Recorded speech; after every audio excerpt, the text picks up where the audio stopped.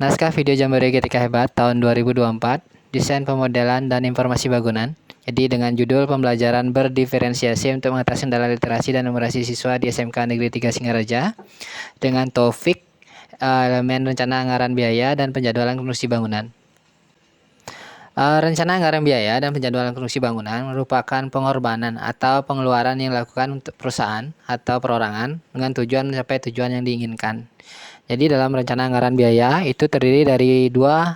Jadi yang pertama adalah biaya langsung yang terdiri dari bahan, upah, serta biaya peralatan. Kemudian biaya tidak langsung yang terdiri dari overhead atau biaya yang tidak terduga serta keuntungan.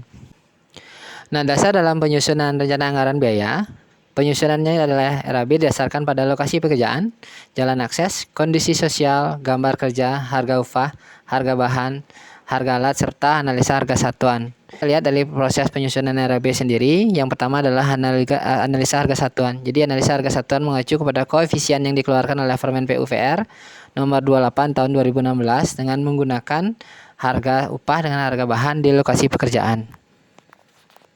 Pekerjaan dihitung berdasarkan gambar kerja dan spesifikasi material. Kemudian RAB itu sendiri adalah rencana anggaran biaya yang terdiri dari biaya langsung maupun biaya yang tidak langsung. Kemudian analisa harga satuan. Jadi analisa harga satuan sudah terdapat koefisien di dalamnya.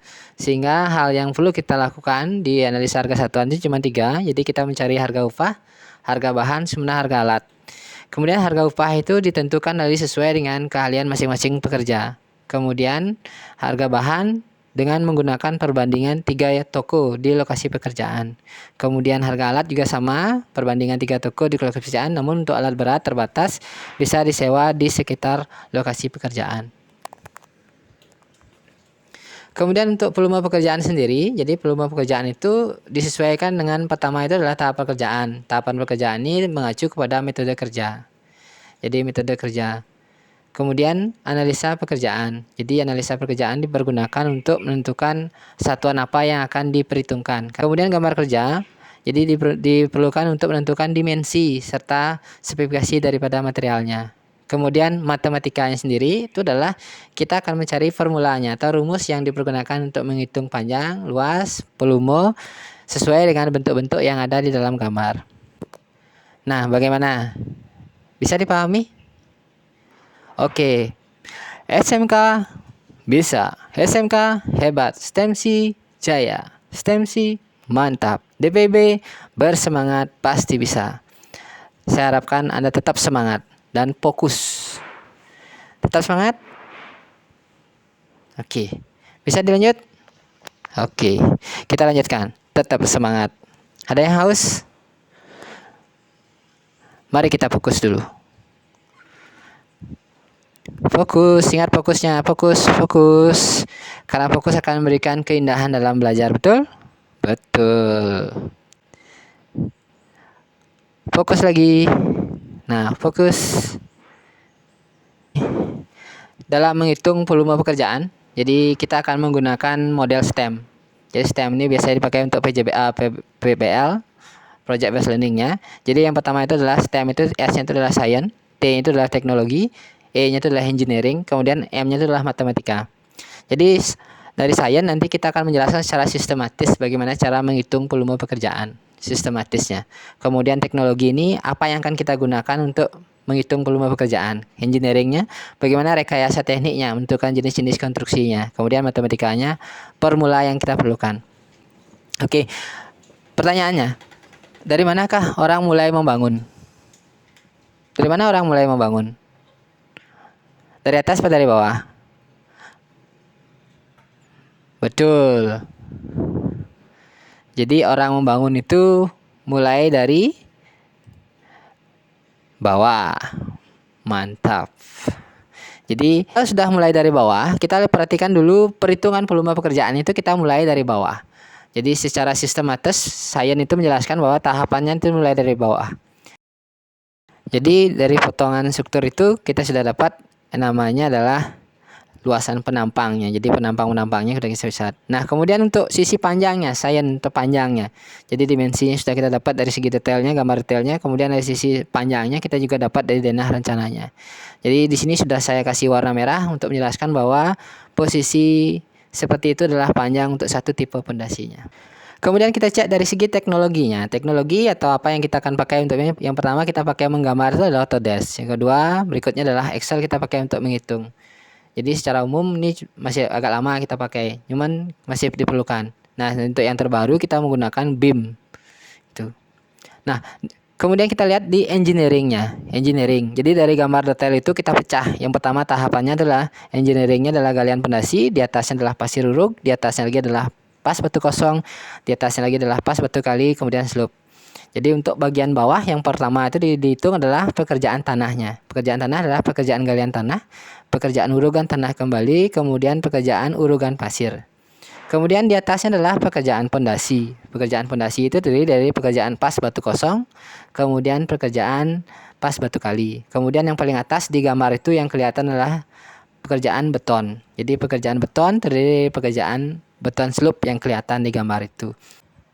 Nah, dari segi matematikanya, kita lihat sudah dari penerjemahan engineeringnya. Jadi slope itu dihitung dengan satuan meter kubik. Jadi sehingga volumenya adalah V itu sama dengan A dikali dengan panjang. V atau luas penampang dikali dengan panjang. Kemudian batu kali juga dihitung dengan satuan meter kubik.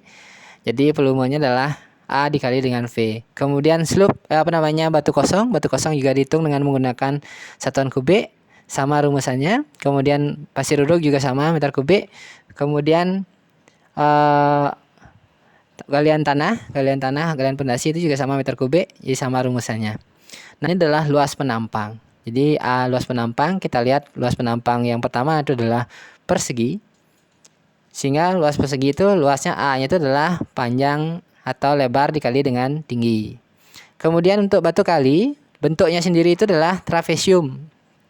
Sehingga sisi atas ditambah sisi bawah dibagi 2 dikali dengan tingginya. Kemudian bentuk yang batu kosong adalah bentuk persegi panjang, sehingga lebar dikali dengan tingginya.